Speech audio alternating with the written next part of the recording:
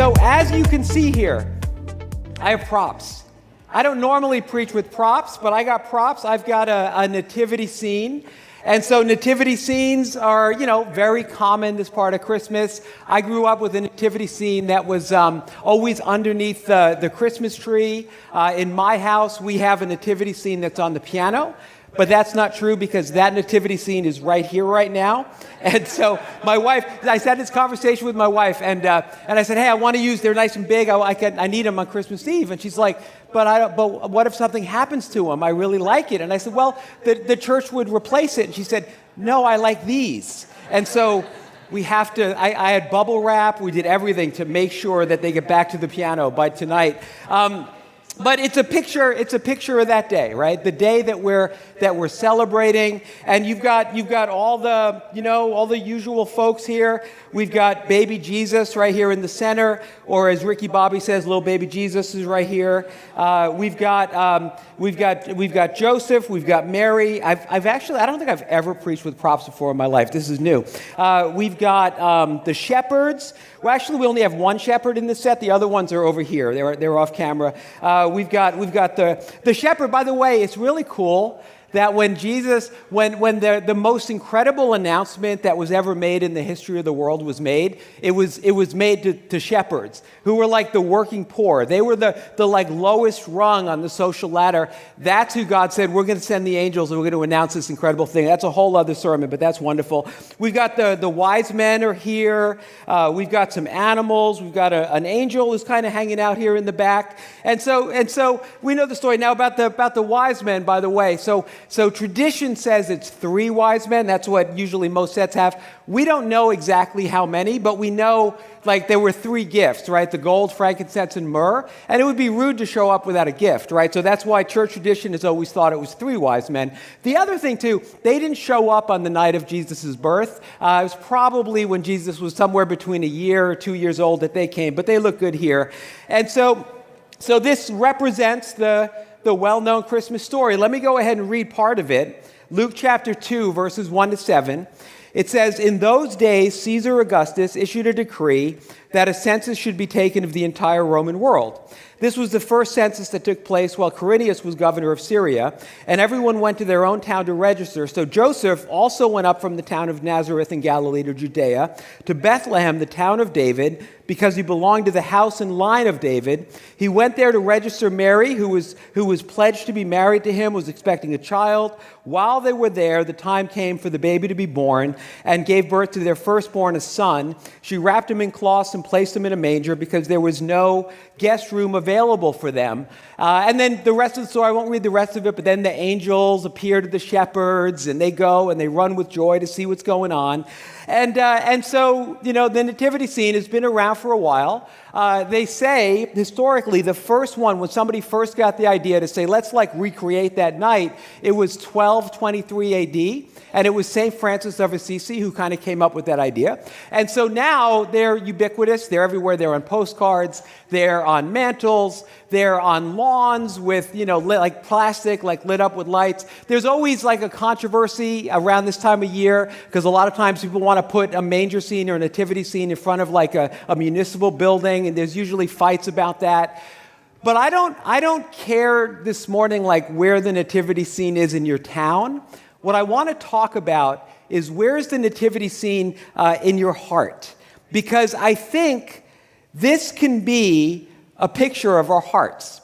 Because every single one of us, we all have something in the center of our life. And the thing that we have in the center of our life, kind of the sun in the center of the universe, everything revolves around that. And it's also where you get your energy, where you get your strength, where you get your purpose, especially when things go bad, you turn to what's in the center to kind of get what you need. And so the question for us on this Christmas Eve that I want all of us to think about is what's in your center? What is in the center of your life? Because here in the nativity scene, we see it's Jesus, and everyone is oriented towards Jesus. Even the animals are looking, the camel is looking right at Jesus because Jesus is in the center.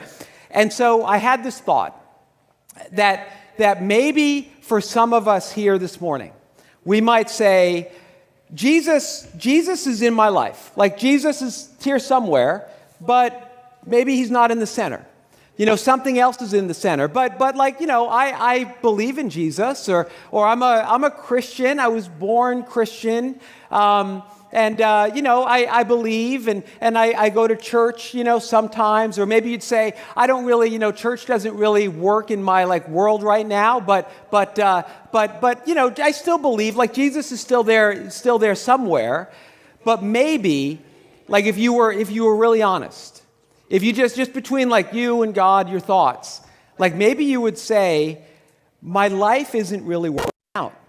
There are challenges, there are some difficulties that I'm having in my life, and it just doesn't seem to be going the way that I want it to be going. And what I want us to think about is what's in the center. What is it that we have? What is it that we have in the center? Because maybe you might say, I just have so much anxiety that's in my life, and the anxiety just seems to build, and there's stress and there's fears, and I'm living my life. I just sometimes feel like I'm just going through the motions, and there's an aimlessness and a purposelessness, and maybe there's a lot of drama. My relationships aren't going well. I just feel deep down in my heart of hearts that things aren't going really great. And so the question again is, what's in your center? Maybe it's because your life isn't set up right. And so what this can do is this can kind of walk us through some of the different things that we can put in the center of our life, what's kind of common. So first of all, I'm going to take the shepherd, and let's put the shepherd in the center. So let's say that the shepherd represents your job. The shepherd represents your 9 to 5, your work, your job. And it's really easy for our jobs to be in the center of our life because we spend the majority of our waking lives, we spend at work.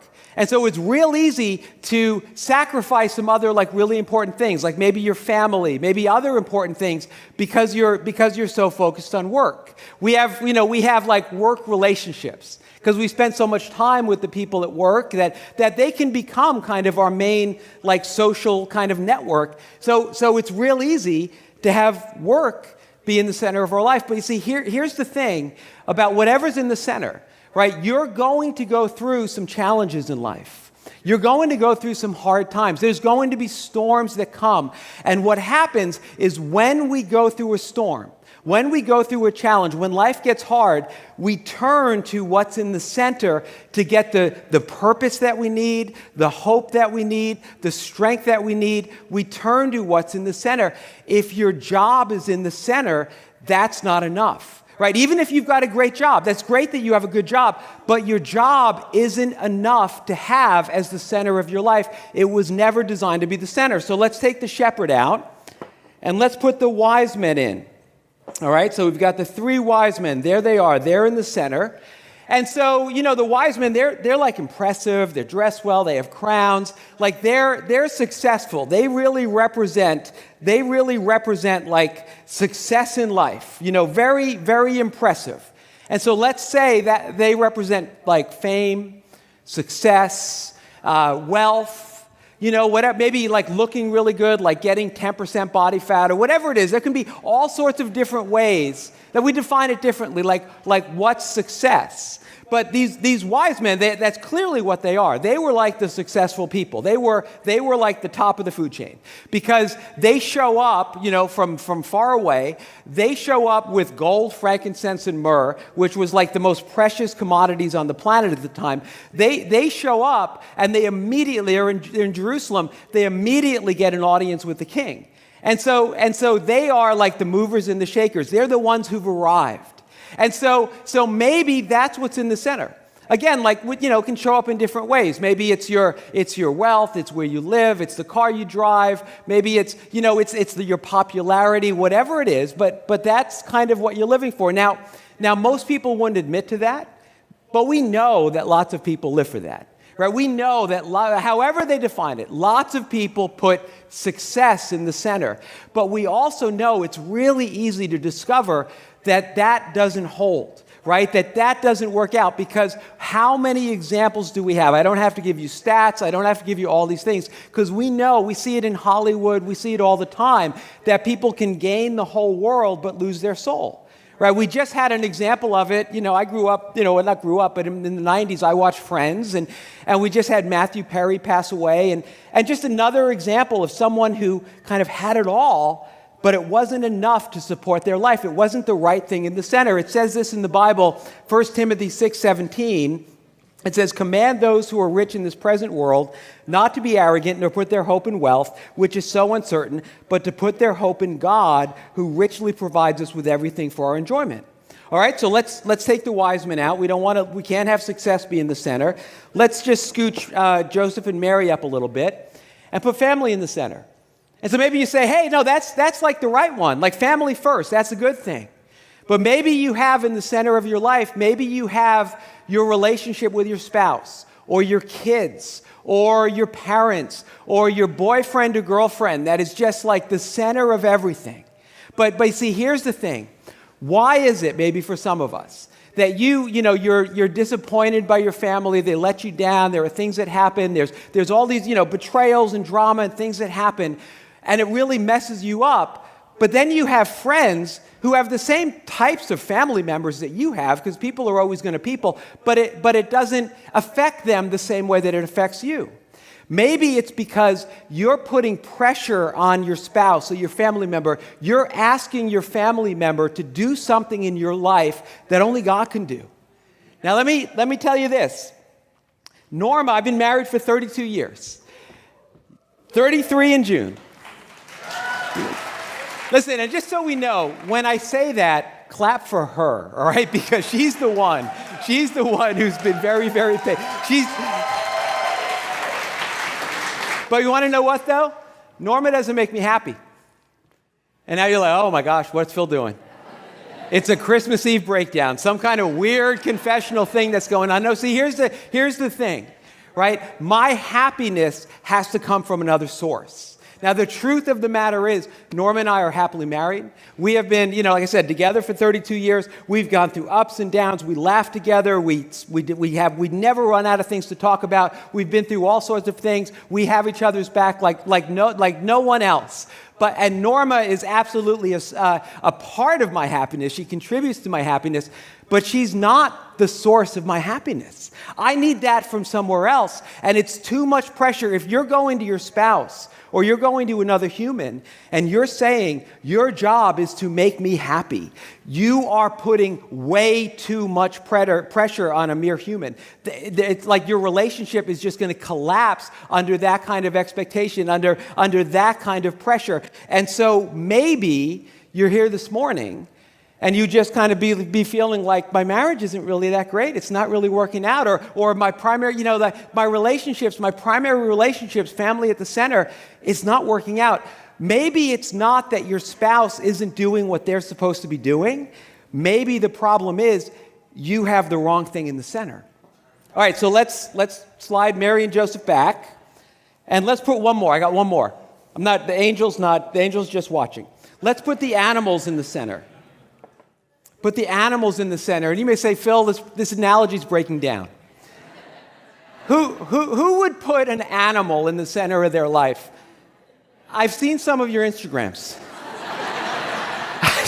I've just seen some things. Now listen, don't be that person. This is like a public service announcement. Don't be that person who, like, when the holidays come, you take your dog or your cat and you put like reindeer ears on them and dress them up like Santa. Like, don't do this. Like, that cat is not happy. That cat is saying, help me. Like, what are you doing? That cat looks like it wants to kill somebody. Don't do that. All right, but we do know that our pets, we get a lot of pleasure from our pets, right? I'm a dog person. We love pets. So let's say that the animals can represent the things that we enjoy in life. Like, it's easier to put the things that we enjoy in life in the center of our life, like the good life, And so maybe it's like your hobbies. You got a hobby that you sink your teeth into. Maybe like you play a lot of golf. Now I'm preaching to myself. Or, I don't know, you're caught up in the pickleball craze. Anybody like getting the pickleballs just sweeping the nation? Or remember that song from the 80s, Everybody's Working for the Weekend? Right? So I think like two of you remember that song for everybody. I'm not going to sing it. But that's the thing, though, where you can just be like, all right, I got the grind, but like Friday's coming, and we're going to go out to a nice restaurant, and we're going to hang out, and we're going to go to this party, we're going to do that, or we're planning like the next great vacation, whatever it might be. And you could find that that's actually in the center, that you're just kind of like living for the next really fun thing. Maybe your sports team is in the center. Right? The root, like if you're a fan of a sports team, the root word is a fanatic. And so listen, a lot of people, like I don't want to offend anybody, but if your favorite sports team is tattooed somewhere on your body, I don't know, I might be talking to you. But like, listen, I've been a Patriots fan, New England Patriots fan all of my life, and there was like we're still friends, right?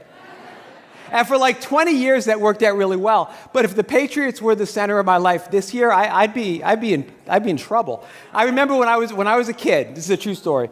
Well, I was like probably 12 years old, 12 or 13. And you couldn't watch a lot of games because it was before like NFL ticket and that kind of thing. So I'm watching the Patriots play a Monday night game, and it was an important game. And they were getting blown out by the Houston Oilers, by the way. That's the Tennessee Titans. They used to be the Houston Oilers. Earl Campbell is just running all over them, for those of you who remember such things. And I got so mad. I was down in my basement, and so we had this piñata. I made this piñata for school, and it turned it in and probably got like a C. And but then I had it in the basement because my mom is very sentimental. She doesn't throw anything out. And so like after Earl Campbell ran for like a 90-yard run or something, I destroyed the piñata. I just kicked it. I beat it. I think I had an implement. I don't know, a bat maybe, or something. And my father came running down the stairs in my basement to confront me, and he's like, "Are you gambling? How much money did you put on this game?" And I'm just like, I didn't put any money on the game. They're in the center of my life right now. They're in the center. So, all right. So we don't put the fun stuff in the center. So what belongs in the center? And so if you're here today and you're feeling that you're like in that honest moment, if you would say, I don't think my life is really going in the right direction, then the question is, how have you set up your life? What's in the center of your life? Because you see, I have the best job in the world. I really do. I have the best job. I love my job. Friends of mine are talking about when they can retire. I'm like, how long can I just keep doing this? Because I love it. Because what I get to do is a lot of things that I do, but on Sundays and all throughout the week, I get to try to help people figure out how to order their life, right? We talk about like, where does family go? And where does fun stuff go? And what about money? And what about your job? And how do we have it so that Jesus is in the center of our life? Because the Bible makes it really clear that Jesus is the one who his rightful place is in the center. And so what we do here is we lift up Jesus. We lift him up in all sorts of ways. We lift him up with the kids. We lift him up with just all the things. Because Jesus said if he's lifted up, he's going to draw all people to himself. Jesus is the one who belongs in the center. But you see, here's the reality. You don't need me to preach this to you. Because life will preach it to you. Like life will let you know. If you have something wrong in the center, something that can't support your weight, when you go through hard times and you turn to whatever it is in the center, you will find that you're not getting the strength, you're not getting the hope, you're not getting the meaning, you're not getting the purpose. So what we do is we're like, I need something else in the center. I got to break up with that boyfriend and get another boyfriend, or I got to move across the country and get another job, or I just got to make more money. I'm going to buy more scratch tickets, whatever. We say we need something else in the center. But maybe the issue, maybe the problem is that you don't have Jesus in the center of your life. And maybe I'm talking to some people this morning, again, like Jesus is somewhere in your life, but is he in the center? Is he in the primary place? Because that's how God designed life to work. Now I'm going to read a passage from the book of Colossians. And it's a very small book in the New Testament. It's only 4 chapters long. It was written by the Apostle Paul to the church at Colossae. And in this letter, Paul gets into some real practical stuff.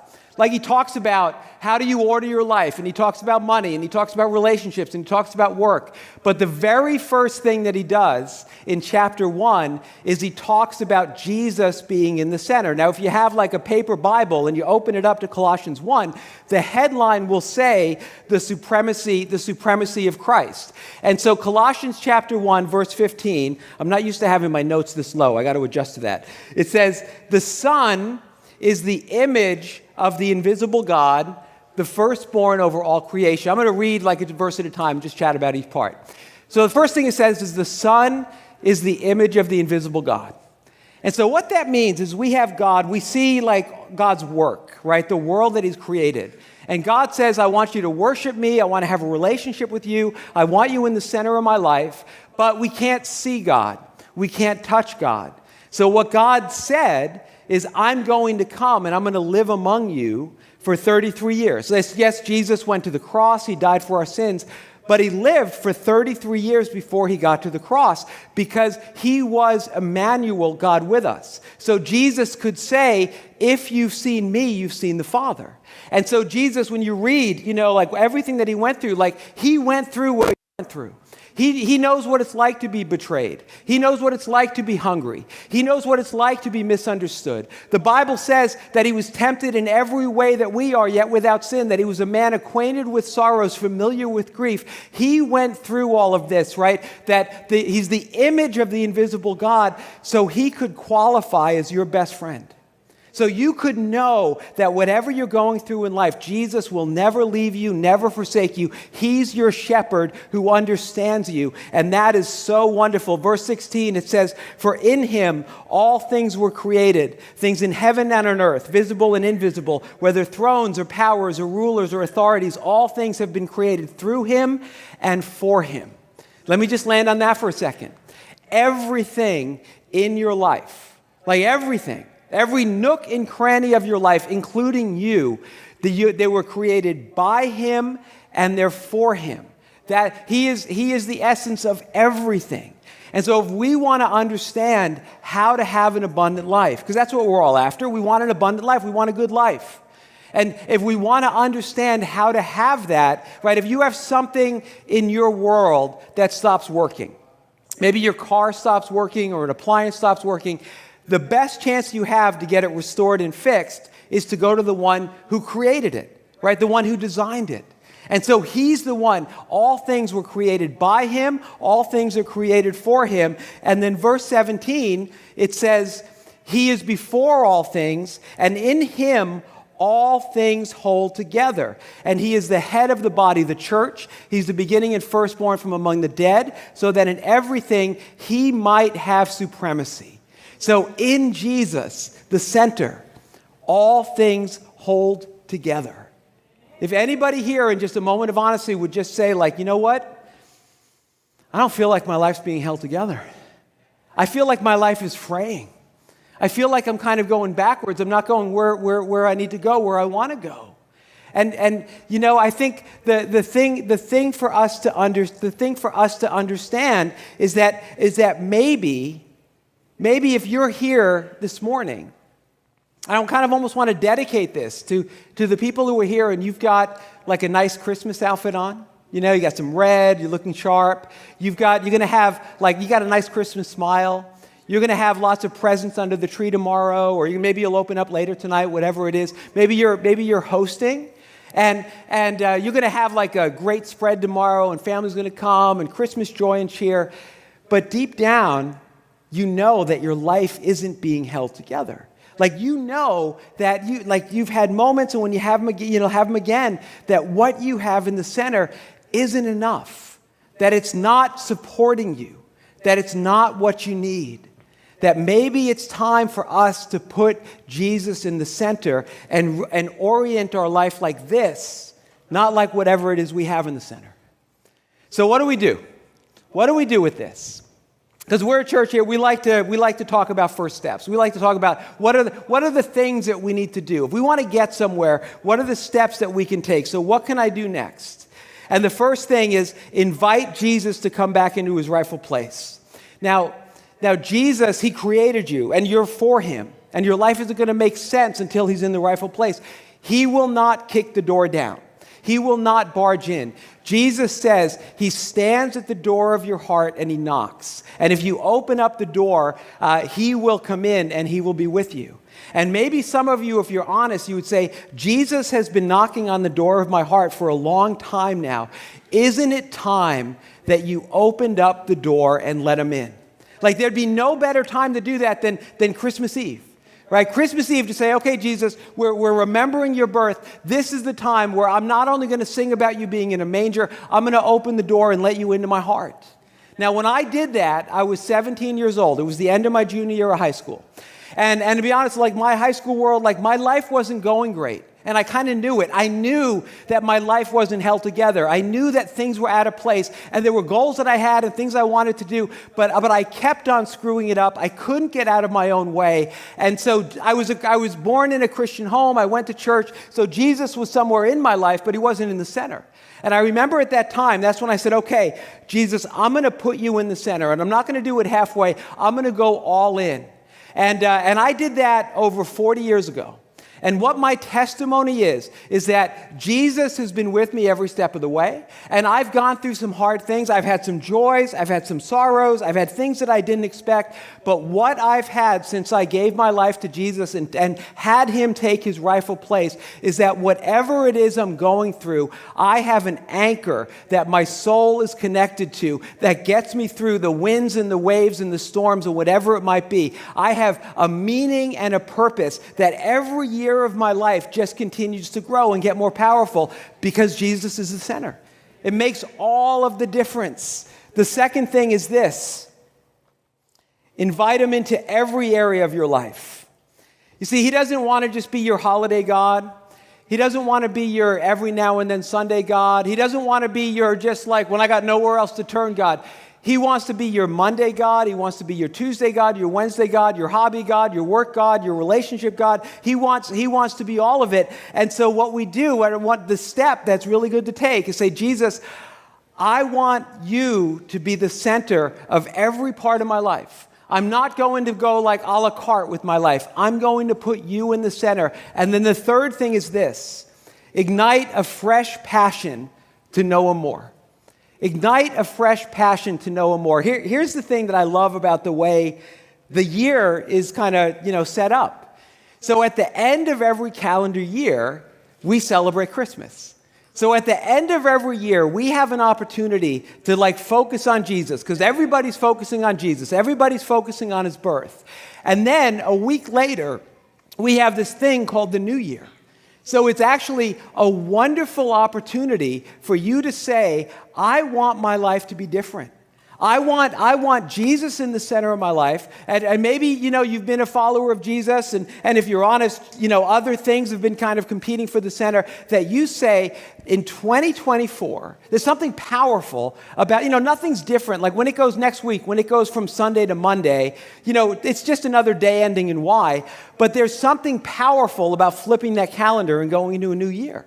And so maybe for you, this is a time for you to say, I want my life to be different. I'm going to make some changes. I'm going to orient my life in a different way. And so one of the things we do here as a church is we kind of try to take advantage of that because we know that a lot of people are living with wrong things in the center. So when New Year's comes around, they're like, I got to change something. I don't know what it is. Well, let's make the most important change, because if 2024 is your best year spiritually, I guarantee it's going to be your best year, period. That's kind of how it works. And so for those of you who are around, we're going to start on January 7th. I'm starting a new series called Power to Change. And in this series, we're going to talk about there really is, when Jesus is in the center, there really is power that's available for you to make the changes in your life that you want to make. Then we're going to talk about some habits, some holy habits, things that we can do. We're going to talk about things that we need to stop doing so that we could really see 2024 be different with Jesus at the center. As Sue was talking about, we start 21 days of prayer on Tuesday, January 2nd. A great opportunity for you to say, you know what? I'm going to get up early and I'm going to start the year right. I'm going to put Jesus in the center and I'm going to pray because I want this year to be different. A challenge that I give our church on a pretty regular basis is I'll say, why don't you just kind of take a year and go all in? Just go all in. If you want your life to change, If you say, my life isn't working out, what if you just said, for this next year, I'm going to be showing up at the North Jersey Vineyard. I'm going to be in church every Sunday. I'm going to do 21 days of prayer. I'm going to go through the growth track. And, the growth track where you can know God, discover your know God, find freedom, discover your purpose, make a difference. Say, I'm going to finally do that. I'm going to find a life group. I'm going to serve. I'm going to go all in. And listen, here's my challenge to you.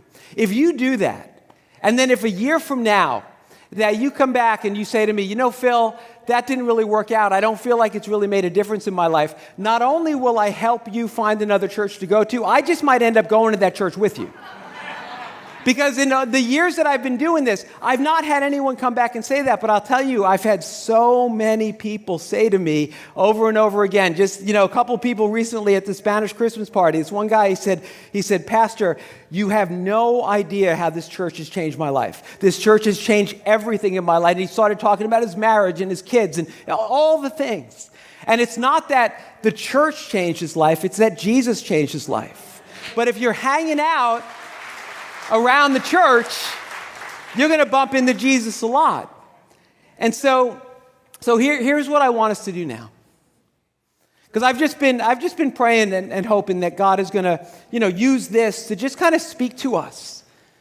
And maybe, you got a busy day, you've got tomorrow, you got all this stuff, but just right now in this moment, if you want to leave here having made the decision that Jesus is going to be in the center of your life for this day going forward, I want to give you an opportunity to do that. And so let's close our eyes and let's pray. And so, Lord Jesus, I thank you for your presence here. I thank you, Jesus, that we can celebrate your birth. We can celebrate your life. We can celebrate your goodness. So come, Holy Spirit.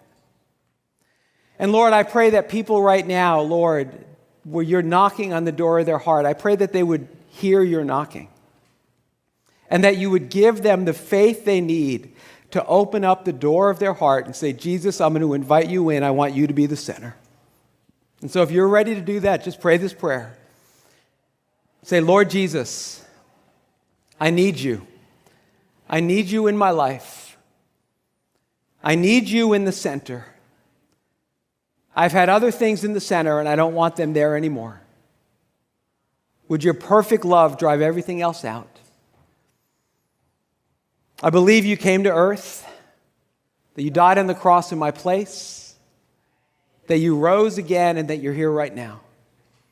Please forgive all of my sins and help me from here on out to live with you as the center of my life, because, Lord, I need you to hold my life together.